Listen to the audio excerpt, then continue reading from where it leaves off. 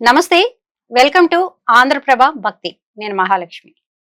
స్వరమే ఆయన ఆస్తి, స్వరమే ఆయన ఆయుధం. స్వర ప్రపంచంలో ఆయన సాటిలేని మేటి కళాకారుడు. ఆయనే డాక్టర్ ఆజాద్ గారు మనతో పాటు ఉన్నారు. ఆయన గాత్ర జైత్ర యాత్ర ఎలా సాగిందో ఆయన మాటల్లోనే విందాం. సార్ నమస్తే అండి. నమస్తే అమ్మా. ముందుగా మీకు శుభాభినందనలు. ఎందుకమ్మా? డాక్టరేట్ వచ్చింది ఓకే. 2025లో. Thank you.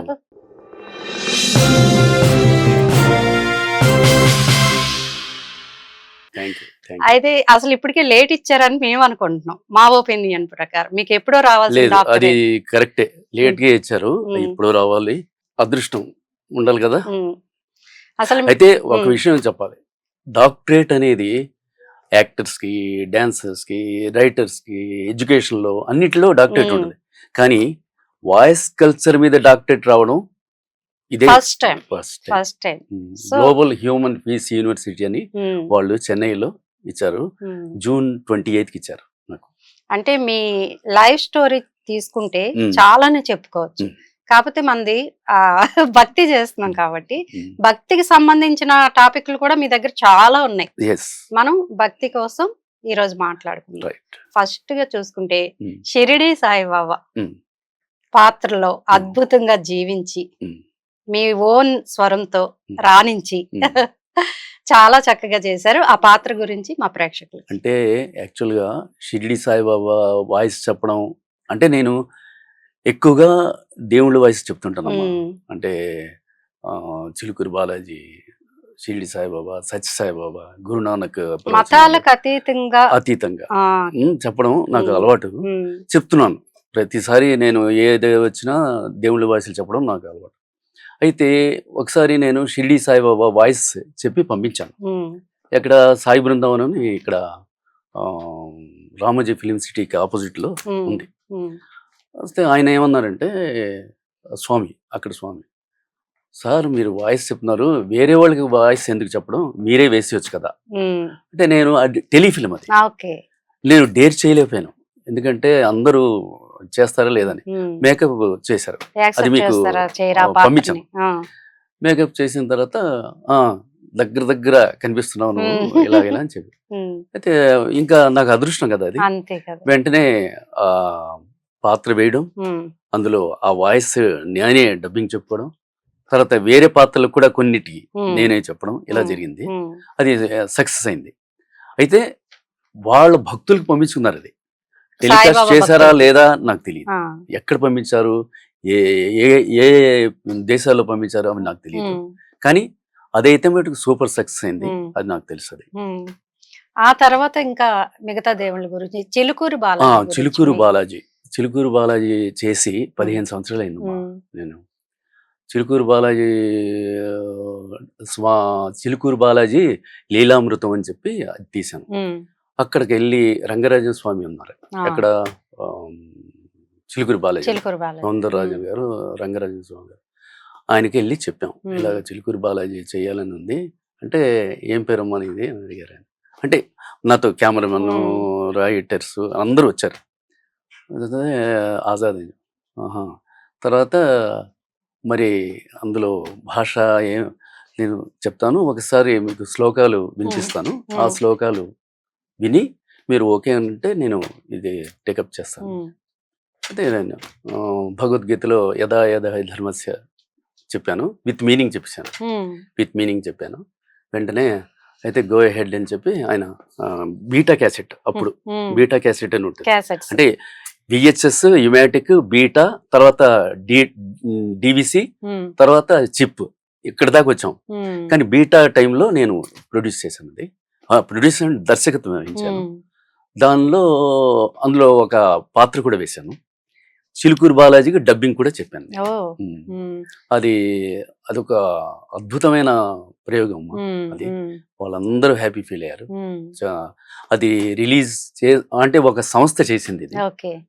రిలీజ్ చేశారా లేదా ఏమీ తెలియదు. కానీ నాకైతే కొన్ని కాపీలు నా దగ్గర ఉన్నాయి. ఉమ్. అవి కూడా వాళ్ళు చూశారు, అప్రిషియేట్ చేశారు కూడా. అంటే మీరు ఇప్పుడు చెప్పిన దాంట్లో నాకు ఒకటి తట్టింది ఏంటంటే, మీ పేరు వినగానే ఫస్ట్ ఆ.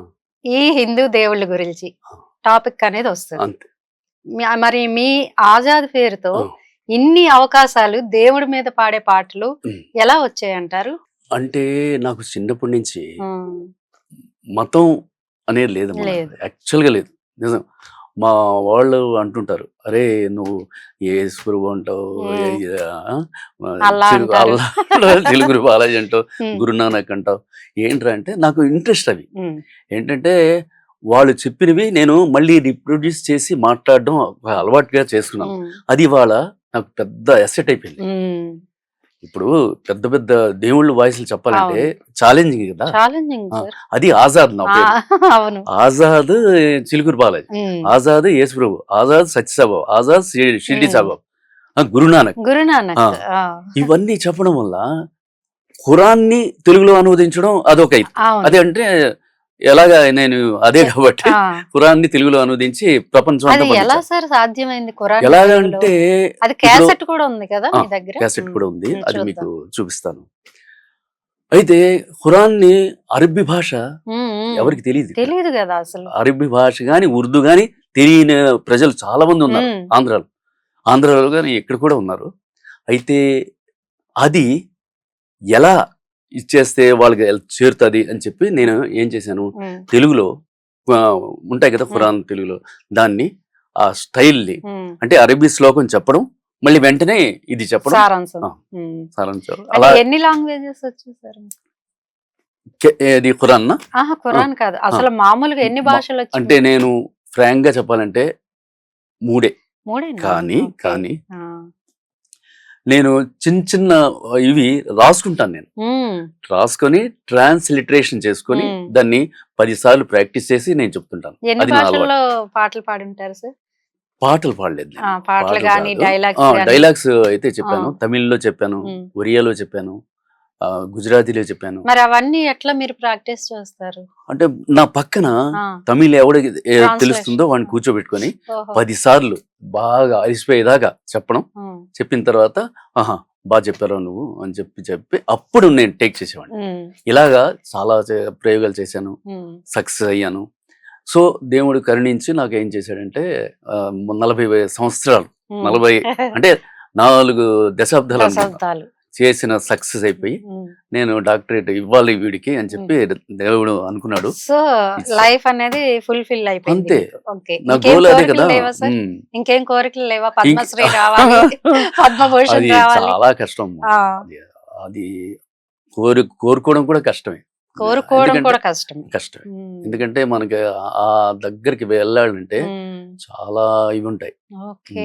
ఇప్పుడు గురునానక్ మీద ఎట్లా ఆ, సార్ మీరు గురునానక్ పాడింది? ఏంటి ఇప్పుడు గురునానక్ ఇక్కడ అంటే కొంతమంది ఇప్పుడు ముస్లిమ్స్ ఆంధ్రాలో ఎలాగో ఆ, గురునానక్ వాళ్ళు సిక్కులు కూడా కూడా. సిక్కులు కూడా ఇక్కడ హైదరాబాద్ లో ఉమ్, లేకపోతే ఆంధ్రప్రదేశ్ లో ఉంటారు.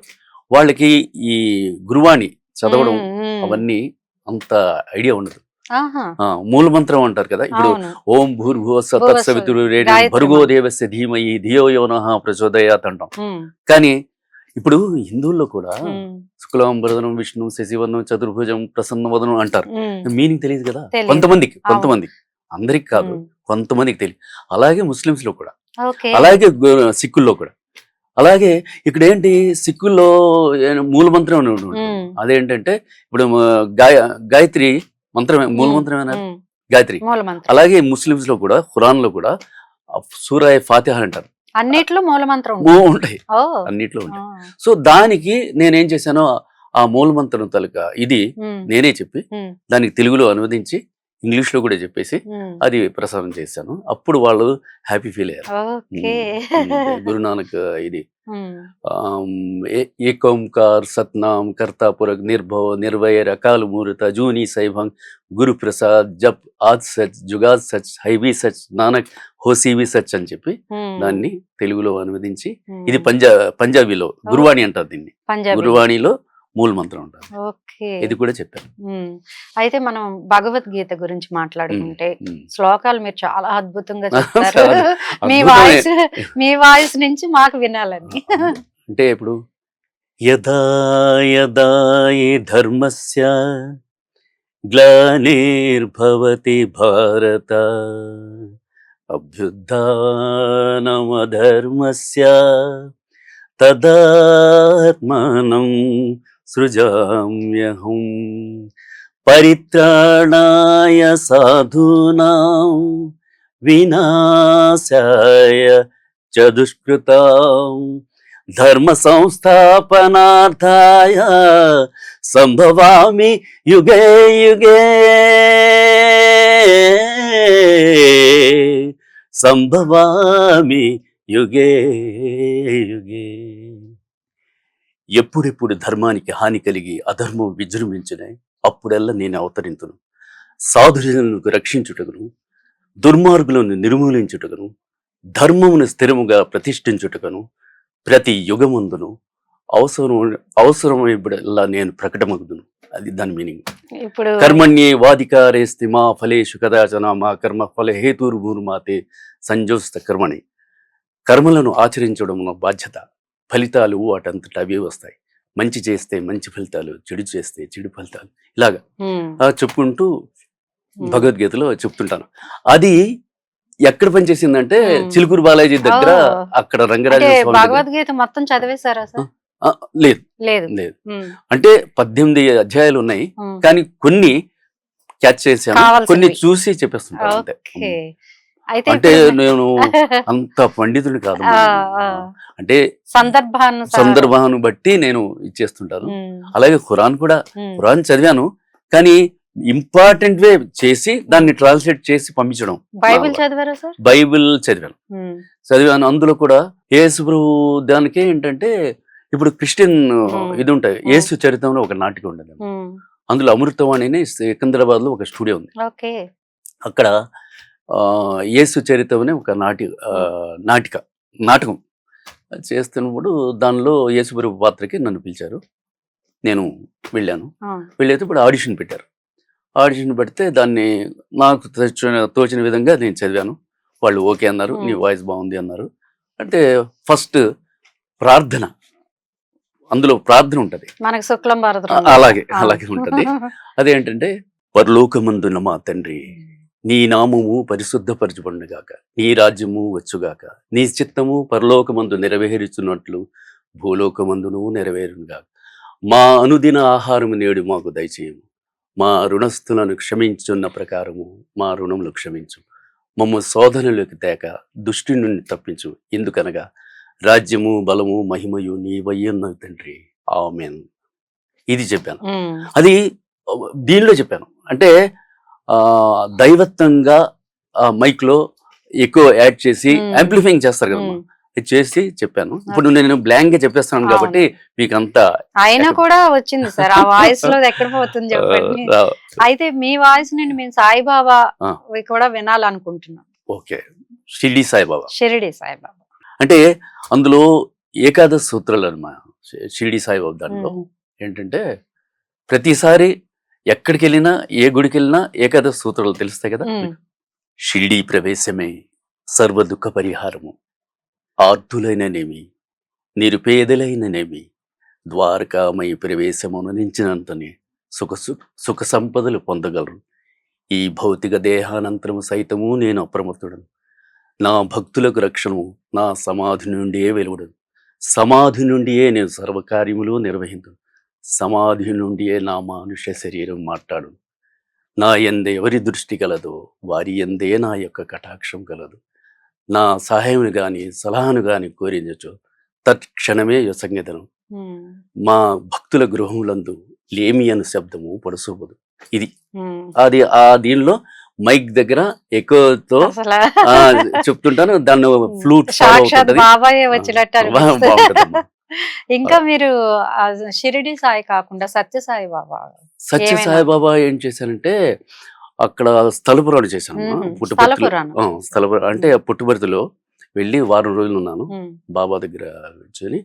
తర్వాత ఆయన జీవిత చరిత్ర వ్యాఖ్యానం మొత్తం వ్యాఖ్యానం చేశాను, దర్శకత్వం వహించాను, బాబాని కలిశాను.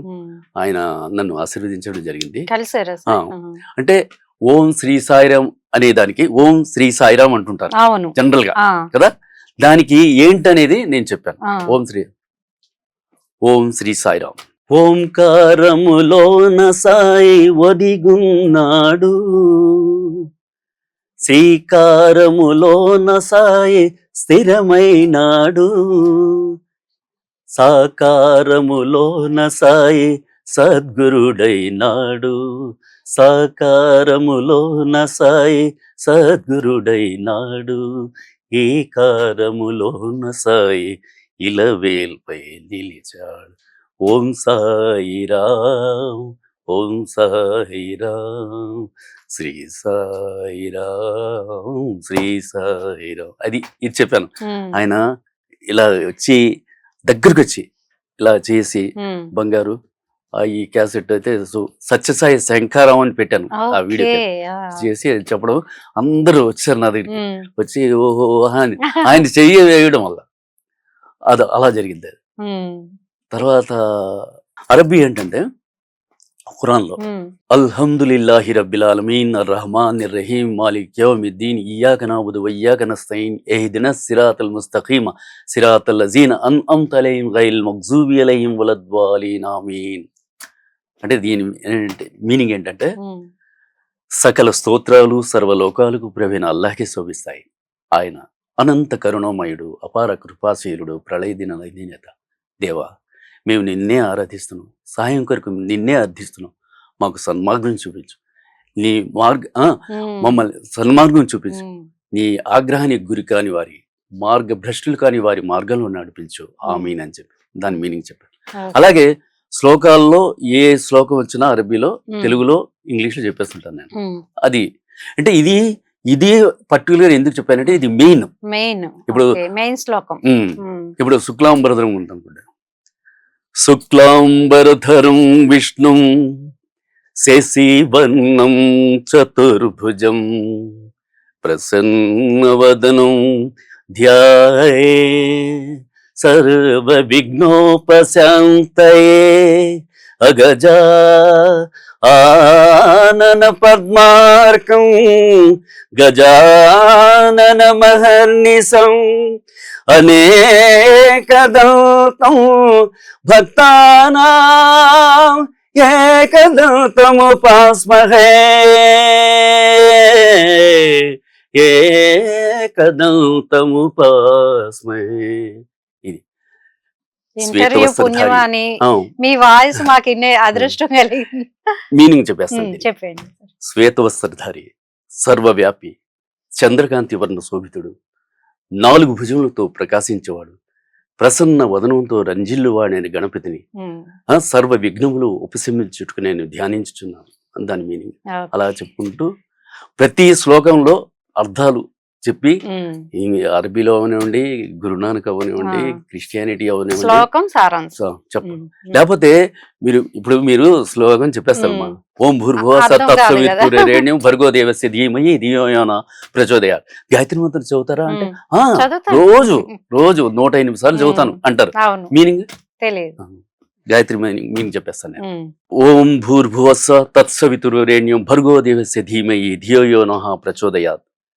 ఆ ప్రాణస్వరూపమైన, దుఃఖనాశకమైన, సుఖస్వరూపమైన, శ్రేష్టమైన, తేజస్సు గల, పాపనాశకమైన, దేవస్వరూపమైన ఆ పరమాత్మను మా అంతరాత్మలో ధరించేందుకుగాక ఆ పరమాత్మ మా యొక్క బుద్ధిని సన్మార్గం వైపు ప్రేరేపించునుగాక. దాని మీనింగ్ అది.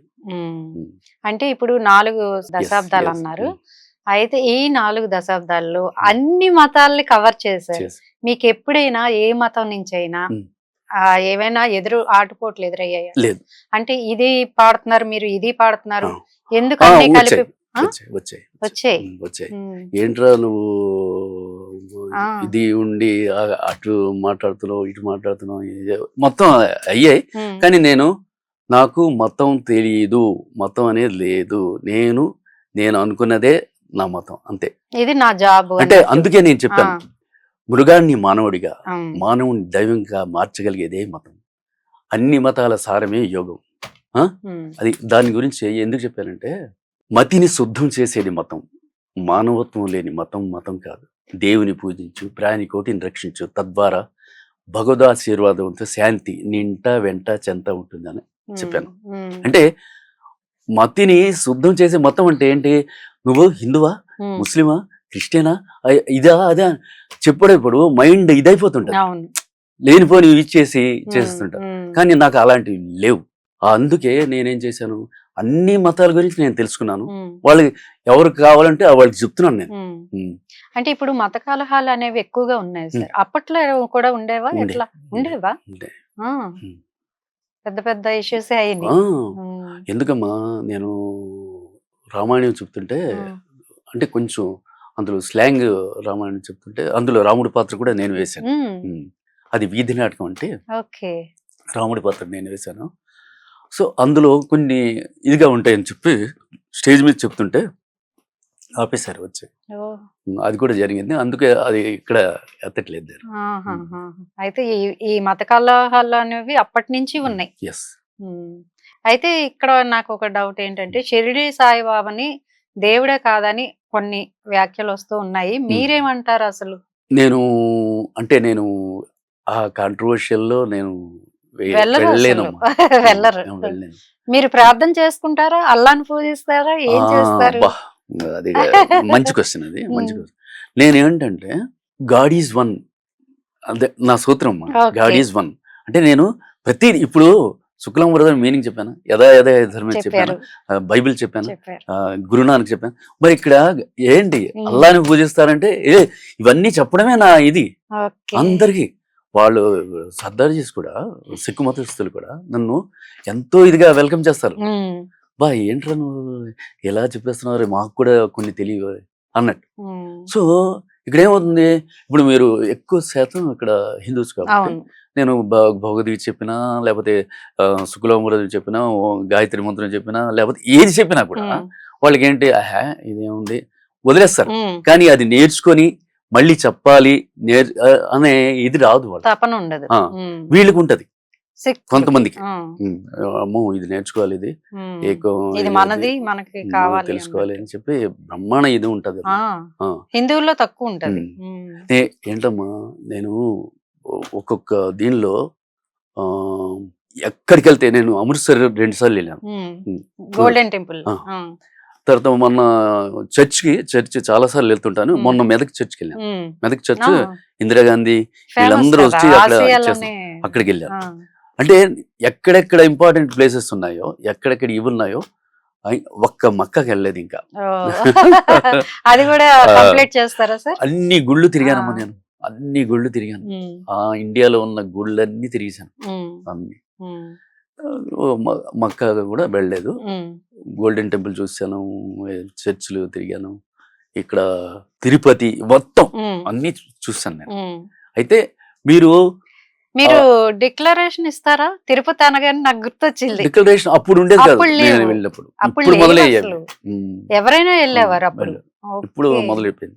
తర్వాత గీతా సారాంశం చెప్పానమ్మా నేను. ఉమ్, ఉమ్. అది వింటారంటే మరి చెప్తాను నేను. తప్పకుండా గీతా సారాంశం ఎందుకు విను? మిత్రమా, ఎందుకు బాధపడుతున్నావు? అయిందేదో అయింది, పోయిందేదో పోయింది.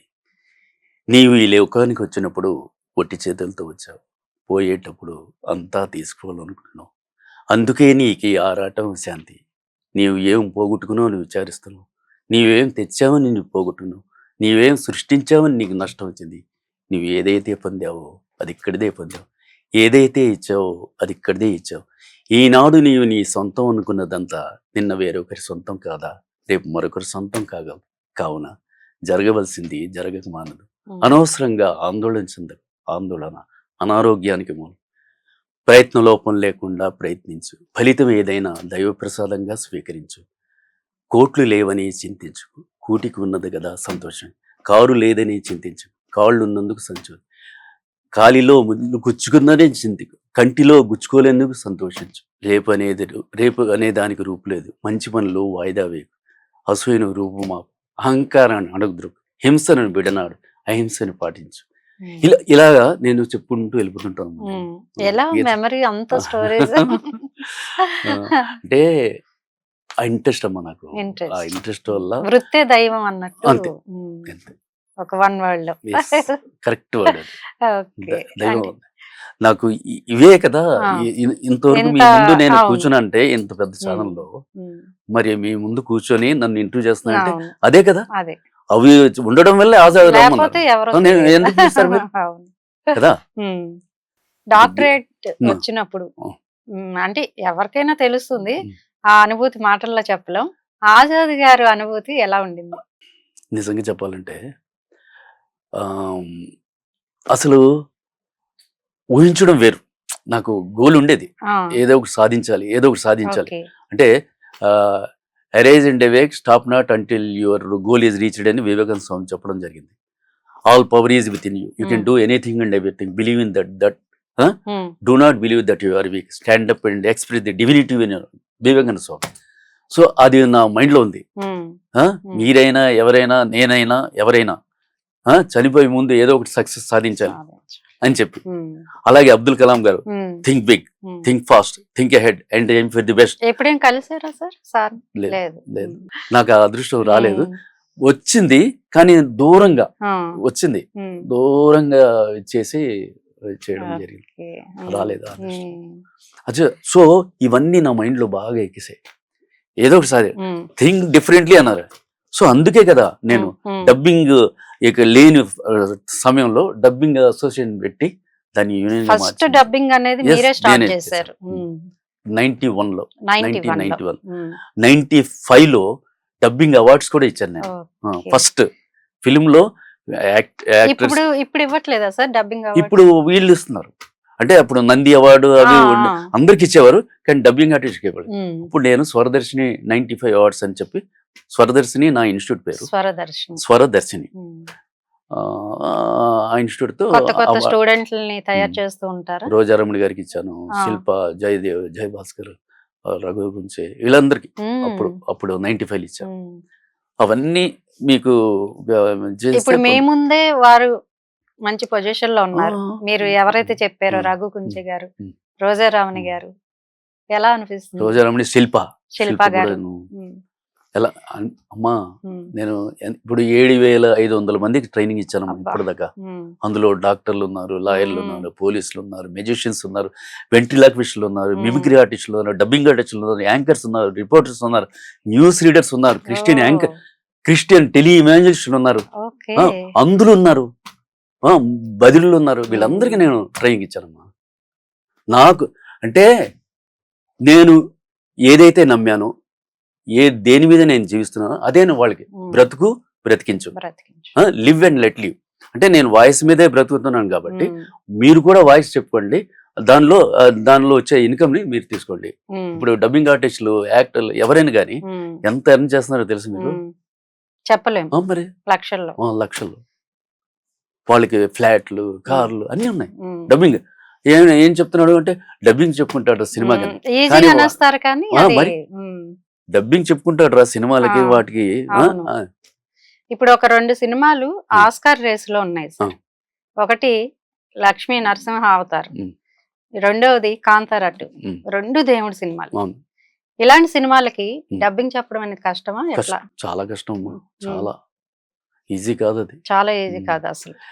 ఇక్కడ డబ్బింగ్ అంటే ఏంటంటే ఒక్కొక్క పాత్రకి ఒక్కొక్క ఆర్టిస్ట్ ఫిక్స్ అయిపోతాడు. అతను చెప్తేనే అది ఫిక్స్,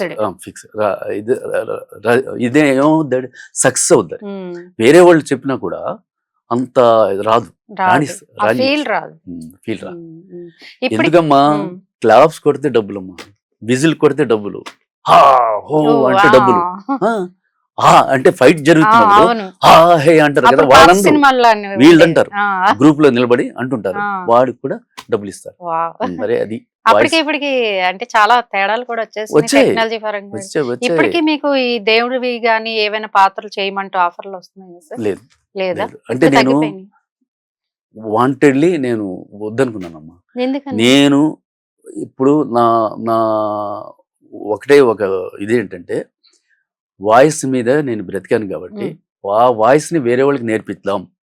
వాళ్ళకి అంటే మంచి బ్రహ్మాండంగా వాయిస్ ఉంటది, చూడడానికి బాగుంటారు, కానీ వాళ్ళకి వాయిస్ నేర్పిస్తే వాడు 4 యాంకరింగ్లు, ఒక 10 సినిమాలు, లేకపోతే టీవీ సీరియల్లు, అడ్వర్టైజ్మెంట్లు చెప్పుకున్నాడు అనుకోండి.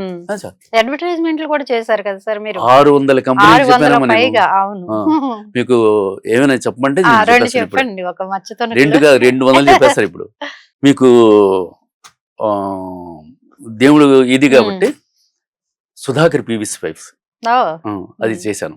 ఏంటంటే పద్మాలయ స్టూడియో ఉంది కదా, అందులో పెద్ద స్క్రీన్, మహాభారతం స్క్రీన్ వేశాను. వేసి రథం అంపశయ్య పెట్టాను. అంపశయ్య మీద భీష్ముడిని పడుకోబెట్టాను, రథం మీద అర్జునుడు నిలబెట్టాను. అర్జునుడు ఎవరో తెలుసా? పృథ్వీరాజ్ తెలుసా? 30 years అతను చాలా అందగాడు. 20 సంవత్సరాల క్రితం అది. అతను అర్జునుడు, భీష్ముడు ఎవరు అక్కడ ఆర్టిస్ట్ పడుకోబెట్టాం. సో అందులో కృష్ణ గారు ఆయన సెక్రటరీ వచ్చి చిన్న యాడ్ చేస్తున్నారండి అంటే, అంత స్టూడియో ఎందుకు అని అడిగారట కృష్ణ గారు. అప్పుడు అంటే అది సుధాకర్ పీవీసీ పైప్స్ అని అంటే, అప్పుడు అంత అయిన తర్వాత వచ్చారు ఆయన స్టూడియోలో. అరే వాట్ ఇస్ దిస్, చాలా బాగుంది ఇది క్రియేషన్ అని చెప్పి విష్ చేశారు ఆయన. అయితే అప్పుడు అది ఏం చేశాను, నాకు అవార్డు వచ్చింది దానికి. అంపశయ్య మీద పడుకుని ఉంటే అర్జునుడు బాణం తీసి, పార్థుడి నాడున్న సంకట స్థితి భగవానికి కూడా తగదు, పితామహునితో పోరాటం కేవలం విధి నిర్ణయం అంటాడు అని కొడతాడు. కొట్టగానే అది ట్రని వచ్చి భీష్ముడి తగులుతుంది. ఆ పార్థ, కాస్తంత గంగాజలం తాగించు, దాహంగా ఉంది అంటాడు. పితామహ నన్ను క్షమించి మళ్ళీ కొడతాడు రథం నుంచి. కొట్టగానే వెళ్ళి మళ్ళీ బ్యాక్ వచ్చేటప్పుడు భూమిలోకి వెళ్ళాడు, పైపోద్ది. నాడు పాతాళ గంగను పార్థించడం పార్థుని బాణాలకే సాధ్యం, నేడు ధారాళమైన నీటిని అందించడం సుధాకర్ పీవీసీ పైపులకే సాధ్యం.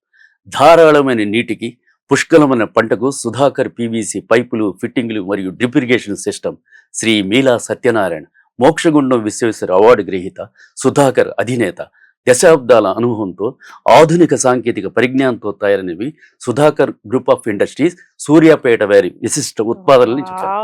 అసలు ఒక్కటి కూడా మిస్టేక్ లేదు. ఎక్కడ భీష్ముడు, ఎక్కడ పైప్, దానికి కనెక్షన్ లేదు. కానీ ఇది అలాగే రివేరి ఎయిర్ కూలర్ చెప్పాను. రివేరి ఎయిర్ కూలర్ ఏంటంటే సావిత్రి యమధర అని పెట్టాను. కూలర్ కిను సావిత్రి యమధరకి ఏమైనా కనెక్షన్ అంటే నేనేం చేశాను, అతను నార్త్ ఇండియన్, దాని ఎండి. ఈయనేమో సావిత్రి యమధర అంటే ఎవడు ఒప్పుకుంటారా అంటే అది సూపర్ క్లిక్ అయిపోయింది. అంటే సావిత్రి ఏదైనా కొరకు అది నువ్వు నీ పతి ప్రాణంబు దక్క, అమరులెటులైన దివ్య సుఖములు పొందవచ్చు, మనుజలోకాన బ్రతుకు నరక ప్రాయంబు, సూర్యతాపంబున ఉక్కతో బికచచ్చుదురు జనులు, తాపోపశమనమేదేని తెలుపుమా ధర్మరాజా. అటులని నేటి నుండి జనులు రెవేరి ఎయిర్ శీతరేంద్రం వల్ల చల్లటి గాలులతో వసింతురుగాక రివేరి ఎయిర్ కూలర్ 3 మోడల్స్ అని చెప్పి పతి ప్రాణములు దక్క అన్నట్టు మొత్తానికి దేవుణ్ణి ఇట్లా యాడ్లలో అంటే ఇలా పెట్టానంటే వాళ్ళు లాగారు. అది అవార్డులు వచ్చే ఇది చేశాను. అలాగే ఈసీటీవీకి చేశాను.